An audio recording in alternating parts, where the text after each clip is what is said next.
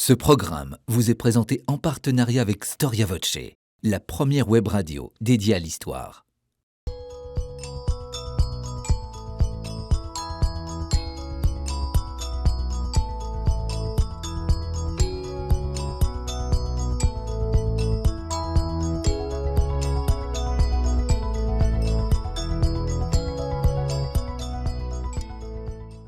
Bonjour à toutes et à tous, bienvenue pour cette nouvelle édition de votre émission Au risque de l'histoire. Une émission un peu spéciale puisque, une fois n'est pas coutume, nous allons naviguer naturellement dans les eaux de l'historien, mais aussi dans celles de la littérature. Nous sommes en effet à la fin du XIXe siècle et dans la première moitié du XXe siècle. Une période bénie, si je puis dire, et sans mauvais jeu de mots, puisqu'une vague de conversion au catholicisme est perceptible dans le monde de l'art et de la pensée. Alors que triomphe la séparation des églises et de l'État, alors que triomphe la laïcisation de la société, eh bien, des intellectuels adhèrent à la foi catholique. Qui sont ces hommes ?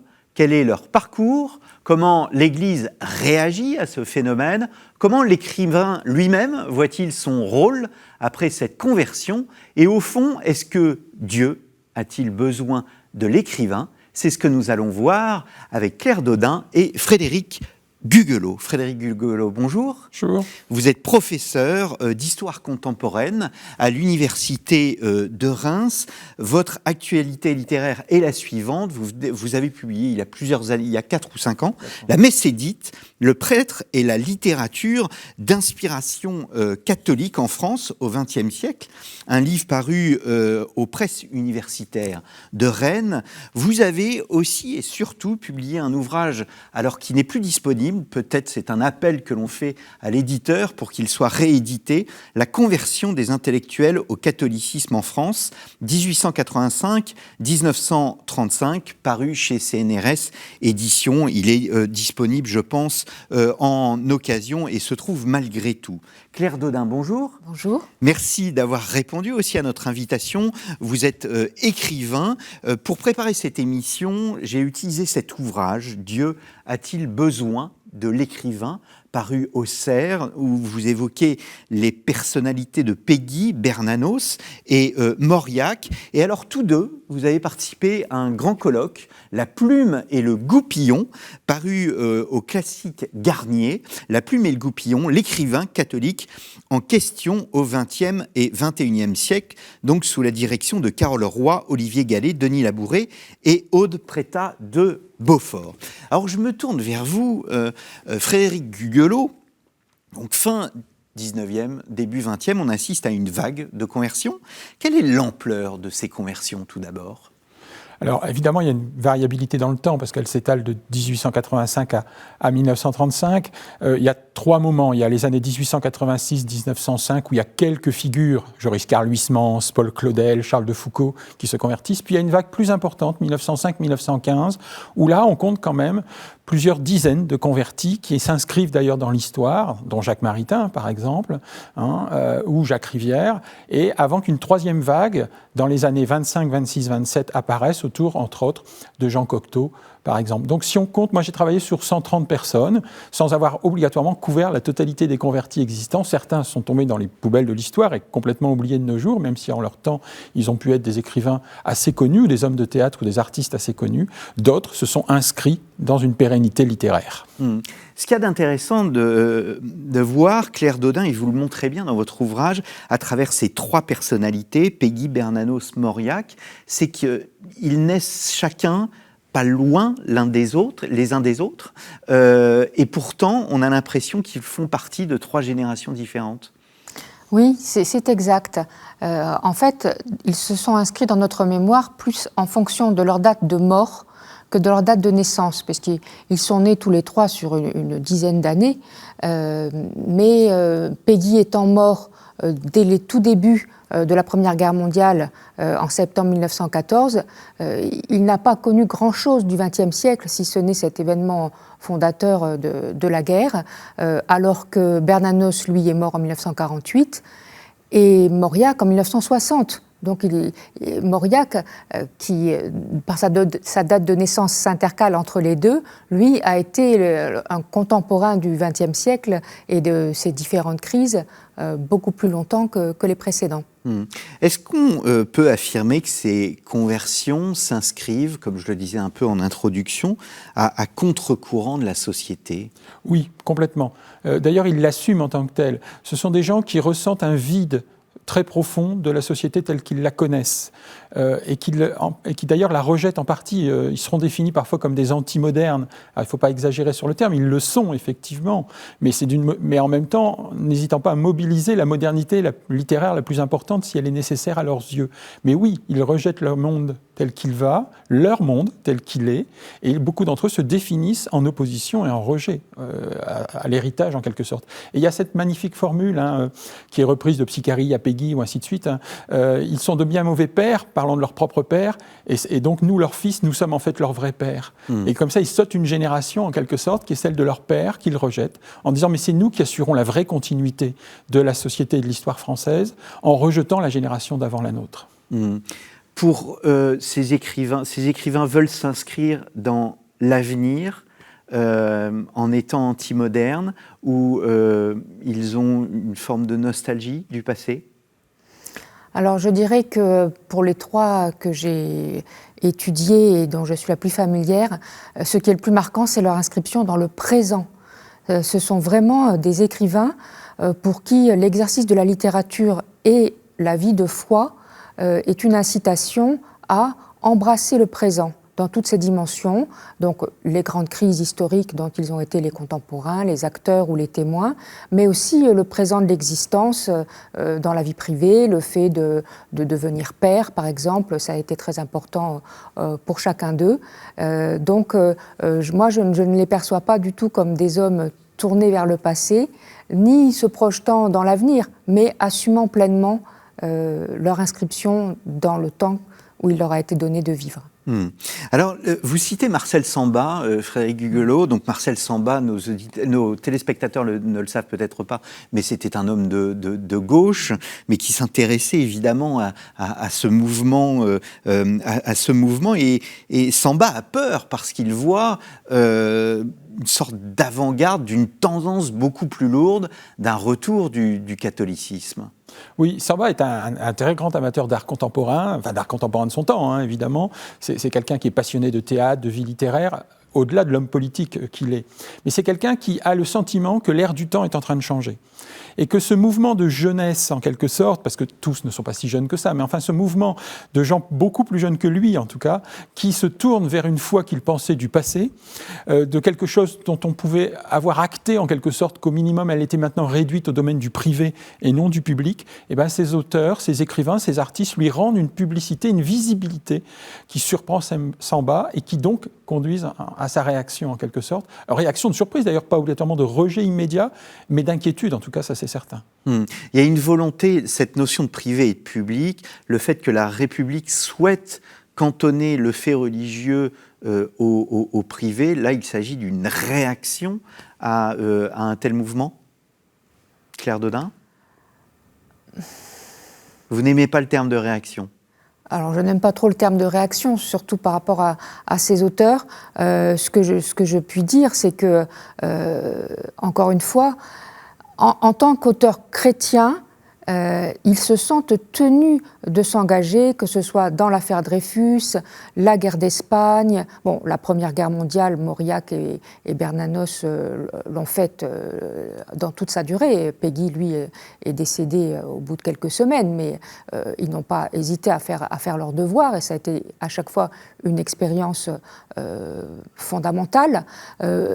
L'entrée dans la Deuxième Guerre mondiale, si vous voulez, ces écrivains se sentent requis et citoyens au carré, encore plus, et ne se sentent pas du tout mis sur le côté sous prétexte que la séparation de l'Église et de l'État, etc. Je ne pense pas qu'ils se positionnent comme ça. C'est un temps où le vent, dites-vous, souffle pour l'Église. Alors, est-ce qu'il est comparable à d'autres moments dans l'histoire, ou est-ce qu'il existe une spécificité de la Troisième République, parce que nous sommes en Troisième République et que tout le monde sait que la Troisième République, c'est le temps des écrivains, c'est le temps la République des lettres, la République des avocats, enfin des sachants. Alors en fait, si on regarde historiquement, on peut estimer qu'il y a eu 3 formes de renaissance catholique littéraire. Il y en a eu une première au début du XIXe siècle, qui était une forme de réaction, et là je pense que c'est effectivement une réaction par rapport aux conséquences de la Révolution française, avec Chateaubriand par exemple, qui l'incarne le mieux, mais qui est loin d'être le seul, et qui vraiment essaye de récupérer, redéfinir le rapport du chrétien à l'art et à la littérature, pour voir comment cet art et cette littérature peut nourrir en quelque sorte une renaissance catholique. Il y a une différence, alors il y a aussi une renaissance catholique fin du XIXe, début XXe siècle, il y a une différence qui est le sentiment de décadence qui hante une partie des gens qui s'engagent dans le mouvement littéraire catholique à la fin du XIXe siècle, le début du XXe siècle. Mais là, il y a 2 distinctions à faire. Il y en a qui s'engagent vraiment parce que, à leurs yeux, la décadence du pays induite par la Troisième République, doit être combattue dans toute sa totalité, dans toute son ampleur. Et il y en a d'autres qui considèrent qu'il faut mieux acter le fait que la Troisième République est ancrée, que c'est le régime des Français, et que dans ce cadre-là, il faut redéfinir la relation des chrétiens avec le monde moderne, et entre autres avec la République, mais aussi plus largement avec le monde moderne. Et donc, ils vont mener, eux, plutôt une quête esthético-éthique, en quelque sorte, qui va les conduire à la foi. Mais là, on a 2 chemins, 2 cheminements, mais qui existent différemment. Alors, on va revenir sur cette idée d'esthétisme. Peut-être, c'est une spécificité française, Bernanos, Péguy, Mauriac. Est-ce que dans d'autres pays, on voit un mouvement identique de personnages qui se détachent de cette façon? Alors, il y a d'autres mouvements, enfin, il y a des mouvements très proches dans d'autres pays, en Angleterre, il y a quelques longs en Allemagne, en Norvège, en Italie aussi. Mais il n'y a pas l'ampleur du mouvement français. Il n'y a pas surtout, en fait, dans ces pays-là, la reconnaissance que la France accorde à la littérature et la place que la France accorde à la littérature. Même encore maintenant, il n'y a quasiment pas d'homme politique qui n'ait pas, à un moment ou à un autre, eu envie d'écrire un livre et d'être reconnu en tant qu'écrivain, en quelque sorte. Il y a une spécificité française. Regardez la place des prix littéraires, quand on sait la réalité de leur valeur. Donc il y a une spécificité de l'importance que la France accorde au monde littéraire. Mais il y a des convertis, il y a des écrivains à l'étranger, Chesterton par exemple pour l'Angleterre, Cédric Undset pour la Norvège, des gens comme ça, ou en Allemagne ou en Italie, et aux États-Unis aussi, où un très beau travail a été fait d'ailleurs sur tous ces convertis, qui démontrent que ce mouvement, il touche aussi d'autres pays, qui ne sont pas obligatoirement à majorité catholique d'ailleurs, au même moment à peu près. Mais la France, il y a vraiment une différence. Mais est-ce que ces hommes ont en leur époque un rayonnement international ? Est-ce que leurs œuvres, par exemple, sont traduites sur le plan international ? Alors ça dépend, la situation est différente pour les uns et les autres. Bon, Péguy, il est mort, il avait à peine 40 ans. Alors c'est intéressant de savoir qu'il commençait à être traduit en Allemagne, justement.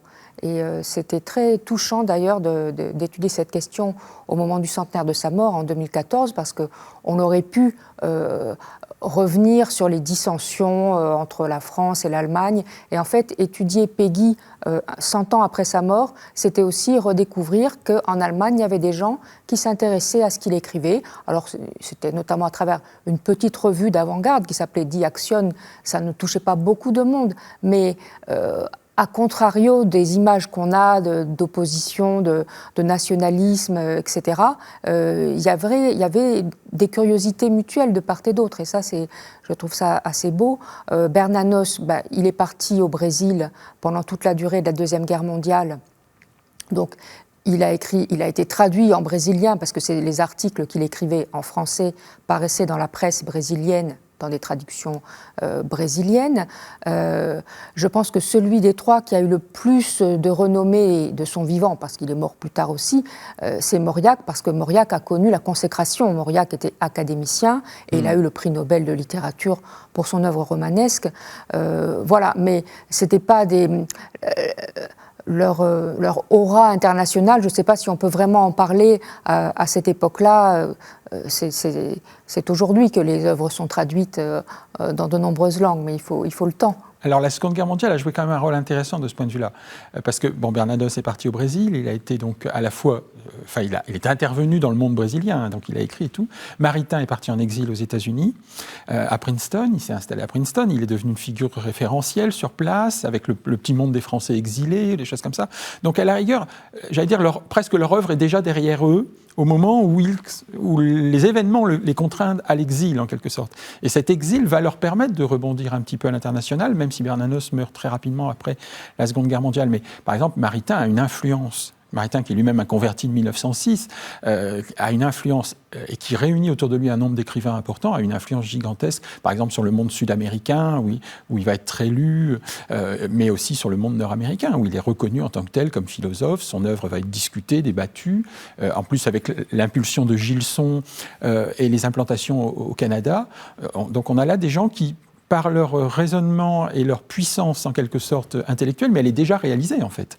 Mais sous la contrainte de l'événement vont s'exiler, et cet exil va se retrouver fécond pour une partie d'entre eux, quoi. Est-ce que ces auteurs symbolisent au fond à cette époque l'échec de la libre pensée et d'un monde matérialiste? On a tous l'image symbolique, là pour le coup, du Titanic qui représente la technique qui s'échoue. Est-ce que ces hommes constituent un mouvement qui va à l'encontre de toute cette idéologie de la libre pensée? Alors, le terme même de libre pensée, je ne l'ai pas retrouvé chez eux, mais il y a, chez Péguy et Bernanos notamment, il y a un combat explicite contre ce qu'ils appellent le monde moderne.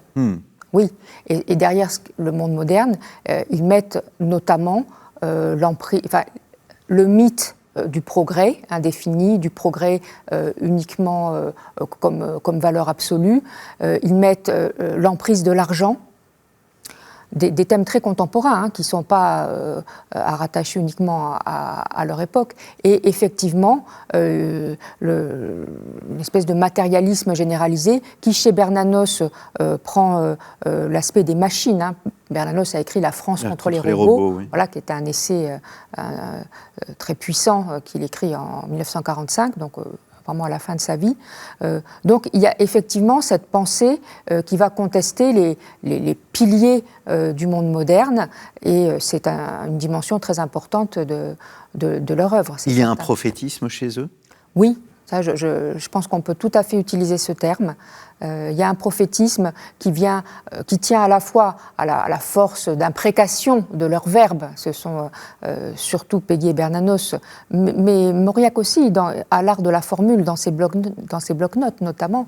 Donc il y a un usage du verbe qui s'inscrit vraiment dans la parole prophétique, qui retentit, qui cherche à retentir fortement. Et il y a aussi une clairvoyance, parce que le prophète, c'est pas seulement celui qui déverse sa colère, ses paroles furibondes, c'est celui qui voit loin, qui voit déjà les prémices des décompositions futures. Et ça, c'est présent aussi bien dans les écrits de Bernanos, dans ses écrits romanesques, ses écrits de combat, ses dernières conférences, La liberté, pourquoi faire.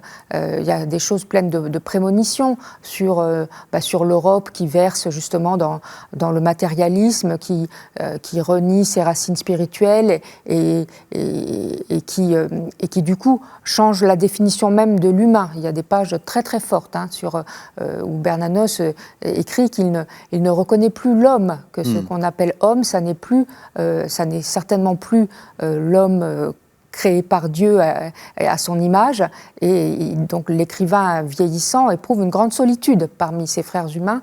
Il y a des textes très pathétiques. Et quant à Péguy,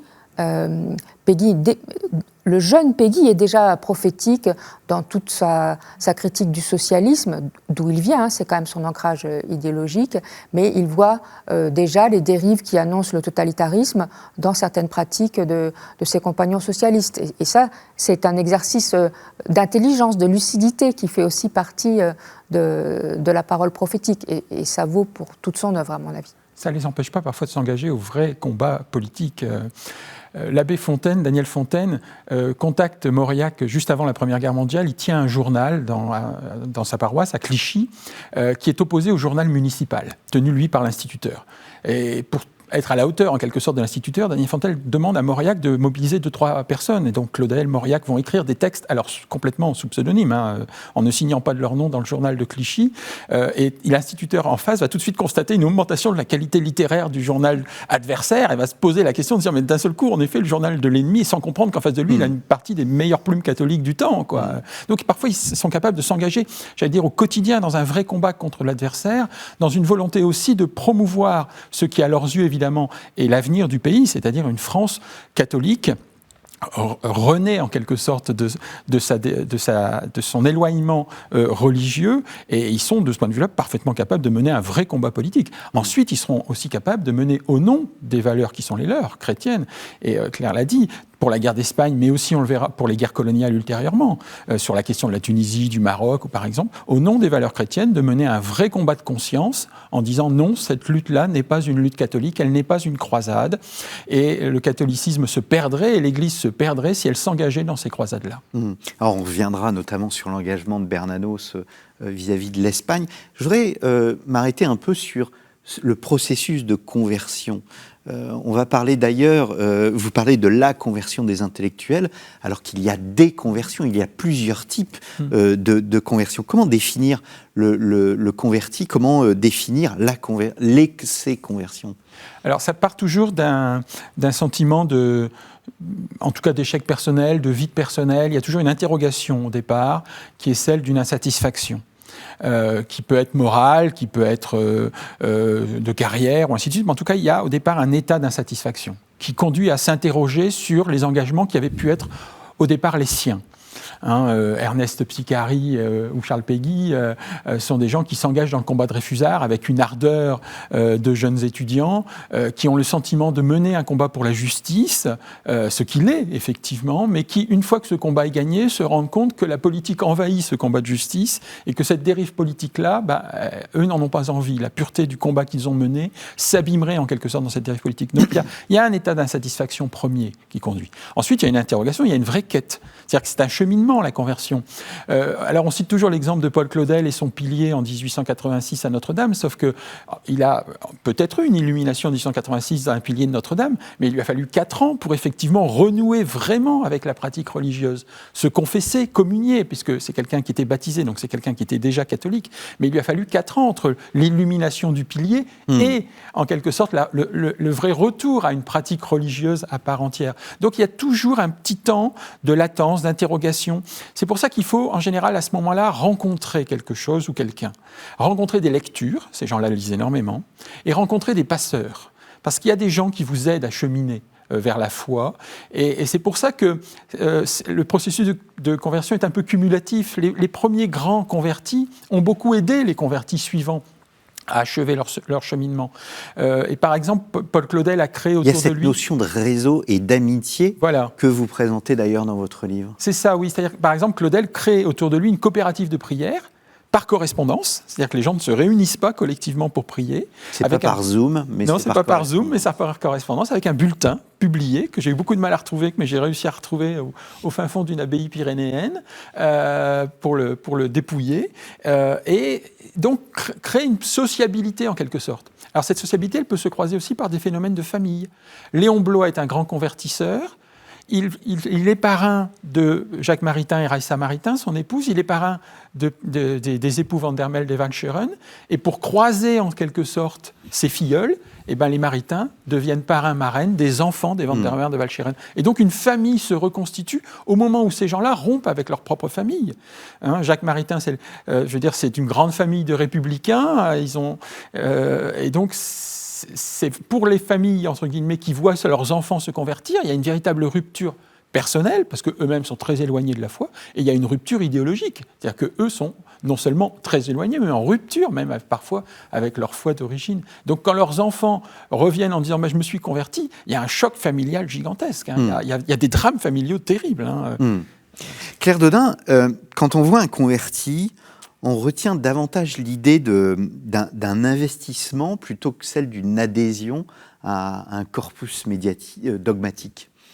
Alors là, vous me permettez justement de faire une petite mise au point sur la notion de converti et de conversion par rapport à Péguy, Bernanos et Mauriac. Parce qu'en fait, aucun n'est un converti et aucun ne se reconnaît derrière cette étiquette, et au contraire, ils prennent leur distance. Bernanos et Mauriac, ce sont des catholiques de souche. On ne peut pas faire plus enracinés dans... Mais ce sont des enfants prodigues. Non, absolument pas. Absolument pas. Bernanos a reçu une éducation religieuse de sa mère, à laquelle il est resté très attaché. Il affirme sans arrêt la fidélité à l'enfant qu'il a été. Il a été l'élève des bons pères dans différents établissements religieux.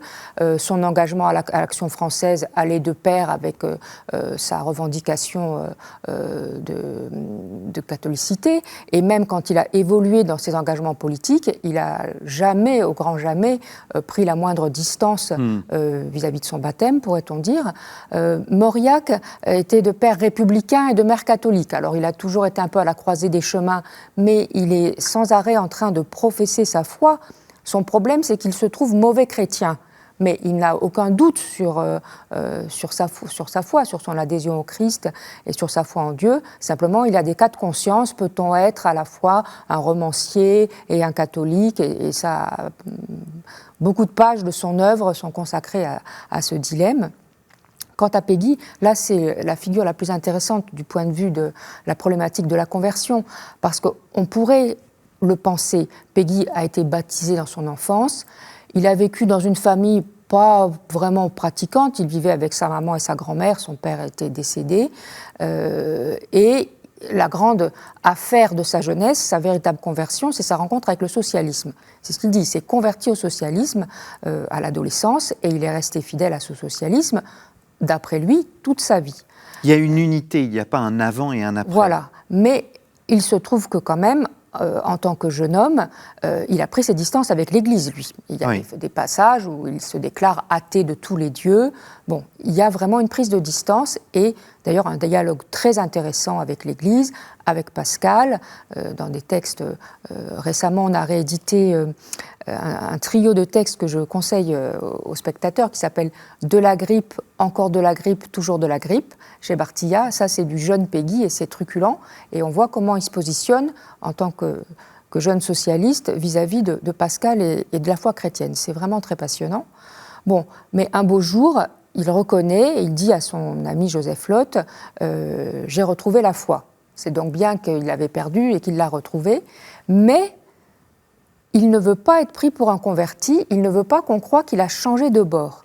Donc, dans ses grands écrits à partir de 1910, il n'a de cesse, dans Notre jeunesse, dans tous ses autres écrits, d'affirmer la continuité de son parcours et de dire qu'il a trouvé la foi au bout et non pas en revenant en arrière.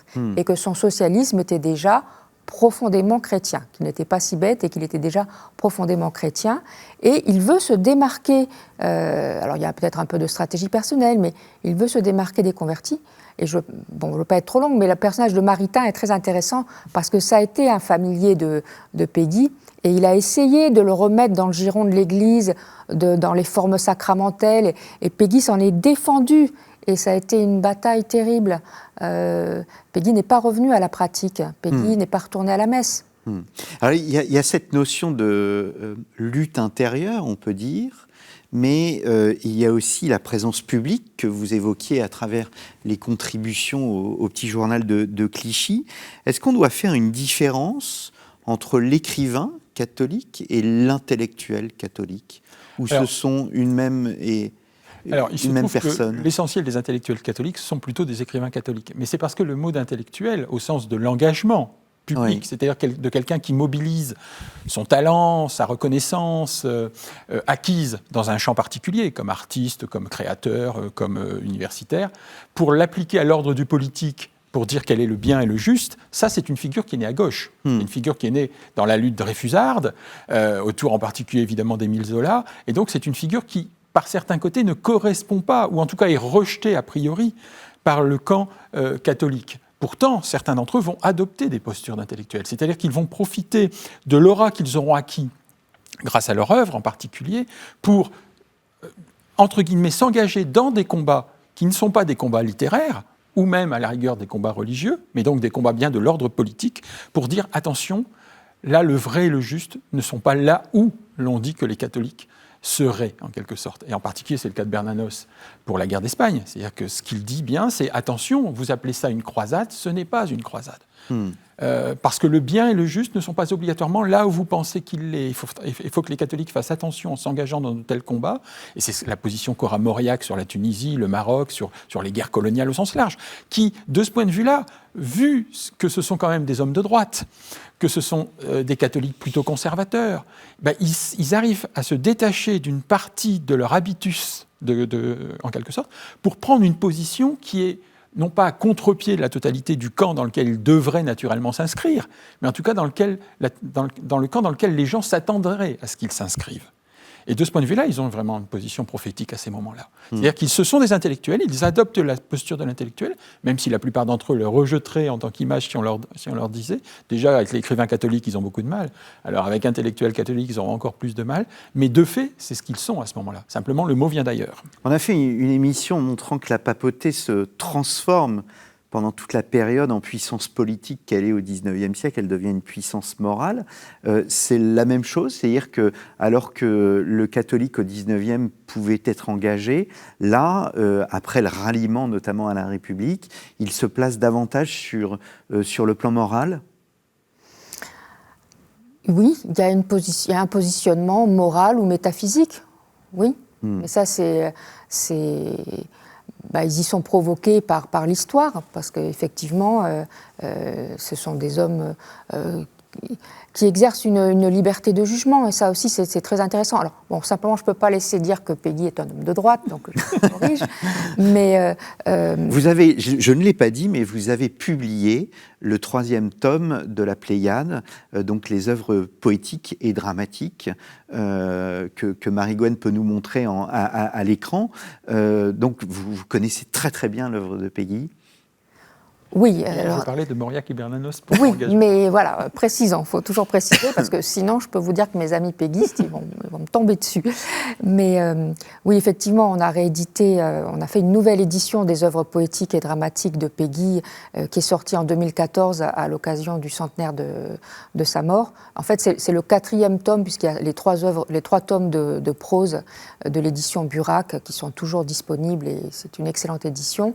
Mais l'édition des œuvres poétiques était plus ancienne, elle datait, si l'on peut dire, notamment sa préface était due à la plume de François Porcher, qui avait été un ami de Péguy, ça c'est très précieux comme témoignage, mais qui avait écrit ce texte sous l'occupation, et c'était vraiment... dans un contexte particulier. Voilà, et on sentait tous le besoin de renouveler l'approche de Péguy et de le rendre à nouveau accessible aux lecteurs d'aujourd'hui. Parce que c'est ça tout l'enjeu, c'est que ces grands hommes, ils appartiennent à un courant historique qu'on peut étudier, mais leurs textes sont toujours disponibles et toujours, à mon avis, nourrissants pour nous. Est-ce que... Oui. La conversion peut jouer un rôle de ce point de vue-là. Ce sont des gens qui ont pris l'habitude de mettre en accord leur vie avec leurs opinions, y compris de foi. Et une fois qu'ils ont acquis cet accord par leur conversion, c'est-à-dire qu'une fois qu'ils ont répondu aux problèmes personnels auxquels ils avaient pu être confrontés en trouvant une foi et un engagement, ils ont essayé de le maintenir ensuite. Et quand Bernanos s'engage, ou quand Mauriac s'engage, ou quand Claudel s'engage dans la guerre d'Espagne, et pas sur les mêmes camps dans le cas respectif, ou plus tard sur les guerres coloniales, ils le font au nom, à leurs yeux, des valeurs qui sont supposées définir le sens de leur vie. Et donc il y a une logique chez eux qui est le respect justement de concilier la personne qu'ils sont et les valeurs qu'ils proclament. Et cet enjeu-là, c'est un enjeu à la fois personnel et collectif, et c'est ce qui fait leur force, et je pense que ce qui fait une partie de la reconnaissance des écrivains catholiques, c'est qu'ils ont été capables de porter sur la place publique un enjeu personnel d'accord entre leur opinion et leur vie, qu'ils ont tenté de mener avec toutes les difficultés que cela comporte. Je veux dire, ce ne sont pas des saints, et ils le disent eux-mêmes. Mais en même temps, ils ont essayé cet enjeu personnel de le montrer sur la place publique en disant « voilà ce que nous devrions être en tant que chrétiens ». Et c'est ça le bon comportement qu'un chrétien devrait avoir face aux grands débats, aux grandes questions qui peuvent hanter une société. Est-ce que patriotisme et catholicisme sont liés dans cette période quand même extrêmement particulière où même pendant la Grande Guerre, enfin surtout d'ailleurs pendant la Grande Guerre, on ne pouvait pas ne pas être patriote? Ils l'étaient tous, sans exception, allant même jusqu'à parfois des engagements très forts, y compris militaires. Henri Guéon, qui se convertit en 1915, est médecin, il s'engage pour être médecin militaire, et c'est à la guerre que justement qu'il découvre, qu'il achève son cheminement vers la foi et qu'il se convertit, à la Noël 1915. Donc ce sont des gens qui essayent effectivement toujours de concilier cet engagement. Ce sont des patriotes.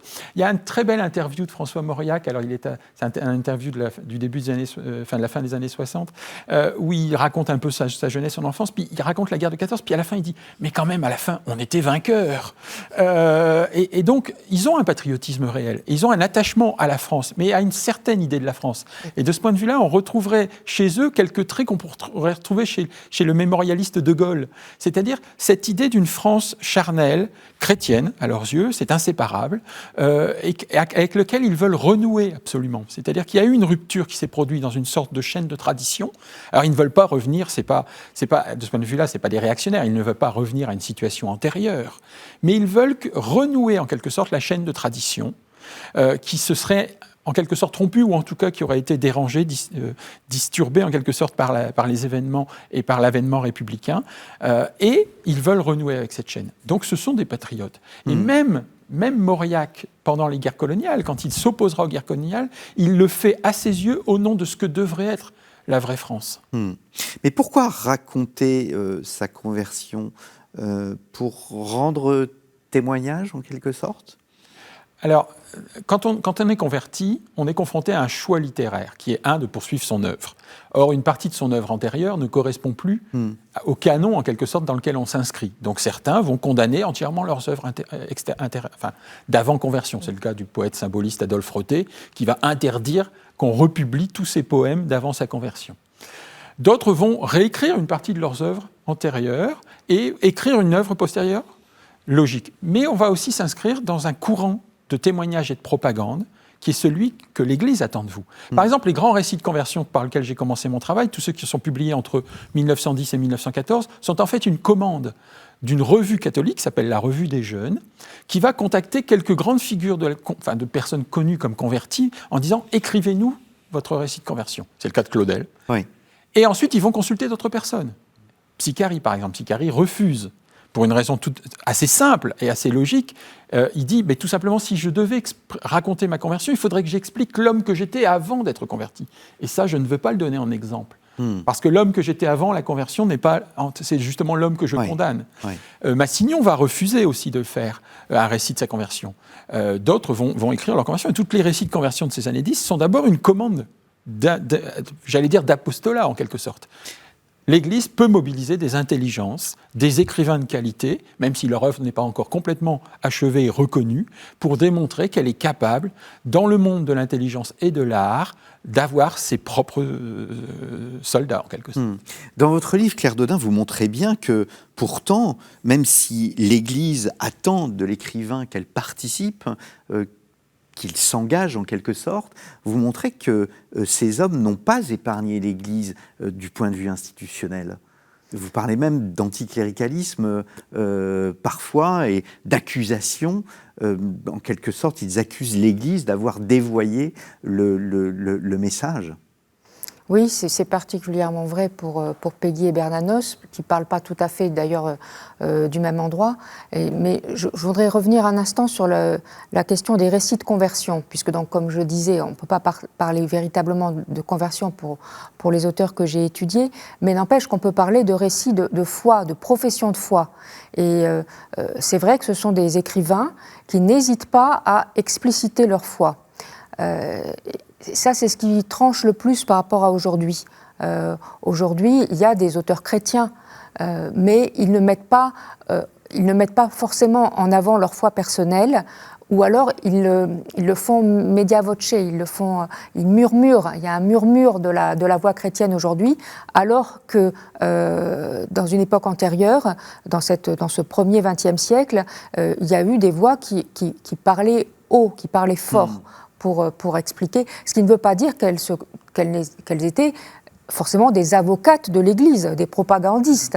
Il y en a eu, mais pour ces auteurs-là, au contraire, souvent la profession de foi peut aller de pair avec une mise en question de l'autorité, pas du dogme, mais de l'autorité, de l'institution, qui peut être jugée soit sur des orientations politiques que l'on juge néfastes, soit sur son hypocrisie, sur sa collusion avec le monde bourgeois. Bon, et là, même chez Bernanos, il y a des portraits de la société chrétienne, catholique, telle qu'elle était encore bien vivace en France, mais ou chez Mauriac, la pharisienne, enfin, le côté hypocrite, superficiel, est dénoncé. Et Péguy va plus loin. Lui, il pense que le cléricalisme, c'est un précurseur dans la dénonciation du cléricalisme qui fait beaucoup de tort parce qu'il lui reproche différentes choses, mais il n'y a pas d'allégeance, si vous voulez. Vous avez une belle expression, vous utilisez d'une foi personnelle sans imprimatur. Imprimatur étant l'autorisation que l'Église donne à une personne d'une publication, sur une publication, pour bien vérifier qu'elle n'est pas contraire à la doctrine catholique. Oui, mais ça vient aussi d'un sentiment d'enracinement et de forte appartenance. Ils ne se conçoivent pas comme des marginaux, ni même comme des rebelles. Enfin, il y a cette belle expression de Péguy de grand-fils demi-rebelle, mais seulement demi, c'est-à-dire qu'il se voit comme un grand-fils de l'Église.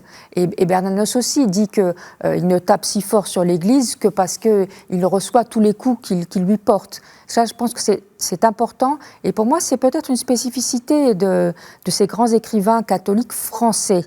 C'est qu'ils se sentent face à Dieu et dans l'Église comme des hommes libres et parfaitement en accord, en désaccord sur des tas de plans, mais ils pensent qu'ils parlent de l'intérieur. Et ça, pour moi, c'est très important. Alors, leur vie même témoigne de toute façon d'une forme d'échec au départ de l'Église, puisque une bonne partie d'entre eux, pour les convertis entre autres, étaient majoritairement des gens qui, de naissance et de baptême, étaient catholiques, mais qui ont, au cours de leur parcours, en particulier scolaire, rompu avec la foi. Face à la découverte de la science, face à la découverte du monde moderne, et ainsi de suite. Donc quand ils renouent ultérieurement avec la foi, il y a un reproche inévitable envers l'Église en disant « mais vous n'avez pas su nous conserver, en quelque sorte. Vous n'avez pas su faire ce qu'il fallait pour que nous restions chrétiens et catholiques. » Donc il y a cette forme de reproche déjà envers l'institution. Ensuite, il y a parfois chez eux, n'hésitons pas, une forme aussi de morgue vis-à-vis d'un clergé qu'ils considèrent comme parfois, sur le plan en tout cas intellectuel ou sur le plan savant, limité. Alors, eux-mêmes ne recherchent pas des clercs savants, ils recherchent des clercs spirituels. C'est ça qu'ils veulent. Et d'ailleurs, les figures qu'ils vont rencontrer, parce que l'avantage du catholicisme de l'époque, c'est que vous avez toutes les figures de clercs disponibles, en quelque sorte. Donc les clercs qu'ils vont mobiliser autour d'eux sont souvent des clercs plus spirituels que des clercs intellectuels. Mais il y a un vrai reproche quand même de l'Église de ne pas avoir su tenir la guerre culturelle, en quelque sorte, qu'elle aurait dû mener face à la République. Mais alors cette notion de guerre culturelle est très importante parce que, je ne vais pas dire qu'elle est identitaire, mais en tous les cas, la France devient une terre de mission, en quelque sorte. Alors, ils sont les premiers à poser, d'une certaine façon, la question de la France terre de mission. Avant même que le thème ne surgisse, ils signalent eux-mêmes qu'une partie des croyants s'éloignent de l'Église et de la foi pour des raisons qui sont d'ordre, culturel, scolaire, universitaire, scientifique, ou ainsi de suite, et que de ce point de vue-là, l'Église a une lutte à mener. Et c'est pour ça que pour eux, l'engagement dans la foi est aussi un engagement dans un art renouvelé, dans une écriture sans cesse interrogée, et aussi dans une œuvre qui est tout à la fois une œuvre de quête esthétique, c'est-à-dire que ce sont des gens qui continuent à être de vrais romanciers, et une œuvre de témoignage de leur foi. Et les deux ne se séparent pas. Et Mauriac écrit aussi des vies de saints, ce qu'il n'aurait pas fait précédemment, certainement, peut-être, en tout cas pas de la même façon. Donc, et il s'interroge constamment. Enfin, tout le débat de Dieu et Mammon, c'est quand même passionnant. Je veux dire, comment être à la fois un romancier qui inévitablement met en scène le péché, puisqu'en plus ce sont des romanciers qui se passionnent pour les affaires de famille, les drames de cœur, et donc pour la question sexuelle, au moment où le freudisme surgit dans les années 20, comment être à la fois un romancier donc, qui met en scène le péché et la grâce, parce qu'eux ne séparent pas les deux, et c'est là où la séparation se fait avec les autres romanciers, et être un bon catholique. Pourquoi cette figure du converti s'estompe avec le temps ? Alors, je pense que ce n'est pas la figure du converti en soi qui s'estompe. Il y a toujours des conversions qui se produisent ultérieurement, dans les années 1940, 50, 60. Simplement, elle n'a plus sa pertinence historique. C'est-à-dire qu'elle ne correspond plus à un moment où, d'abord, l'affrontement entre les deux France et où l'Église se perçoit comme une citadelle assiégée, nécessitant en quelque sorte des figures représentatives, y compris dans le monde de la culture et des arts. Et de ce point de vue-là, les convertis ont répondu à ce moment historique-là. Donc leur mise en avant, l'usage qu'on a pu faire parfois d'eux, par exemple en créant une collection comme à la fin des années 30, les Grands Convertis, qui est en fait une collection qui évoque non pas les grands convertis de l'histoire, Saint-Augustin, des choses comme ça, mais les grands convertis du 19e, 20e siècle, donc les plus récents, pour montrer en quelque sorte que l'Église a conservé son actualité culturelle. C'est ça qui a fait la différence. Les convertis, il y en a encore après. Claire Dodin, votre livre s'appelle Dieu a-t-il besoin de l'écrivain ? Alors ma fille qui a vu votre ouvrage arriver, livré par la poste, s'est demandé, ou plutôt a affirmé, est-ce que ce n'est pas nous qui avons besoin des écrivains pour connaître Dieu ? Les deux questions sont complémentaires. Moi, j'en suis convaincue qu'on a besoin des écrivains et que les écrivains, en tout cas ceux-ci auxquels j'ai consacré beaucoup de temps de ma vie, m'ont aidé à connaître Dieu, c'est évident. Mais la question de fond, c'est quand même, est-ce que Dieu a besoin de cette forme d'intervention dans l'histoire, de cette forme d'art, qui sont datées aussi, qui appartiennent à une culture, à un temps, qui peut-être est un peu derrière nous aussi, j'en sais rien. Peut-être Dieu a-t-il toujours besoin de l'écrivain ? Je ne sais pas, on parle tellement, on écrit tellement, peut-être que Dieu attend peut-être une autre forme de témoignage. Mais pour répondre à votre petite fille, qui est très perspicace, oui, moi je crois que ces écrivains-là, ils ouvrent des chemins, oui, parce que leur quête est tellement authentique et profonde, que ce soit dans l'écriture ou dans la mise en cohérence de leur vie, de leur foi, de leur œuvre, de leurs engagements. Ils sont, oui, pour moi, ils ouvrent des chemins de sainteté. C'est d'ailleurs le premier titre auquel j'avais pensé pour ce livre, c'était littérature et sainteté. Mais à l'époque, on m'avait dit que ça risquait d'être un peu trop répulsif. Donc, j'avais remplacé par cette question. Mais j'ai toute une partie sur la question de la sainteté. Et sans faire obligatoirement des saints, de plâtres de ces hommes, pour moi, ils ont quand même vécu de façon tellement authentique et exigeante leur foi et leur art, qu'ils sont, ils sont des maîtres. Quand même. Est-ce que, et ce sera le mot de la fin, puisqu'il nous reste 4 minutes, est-ce que ce sont des hommes qui renouvellent le catholicisme dans le sens quasi biblique du terme « j'ai rendu toute chose nouvelle » ?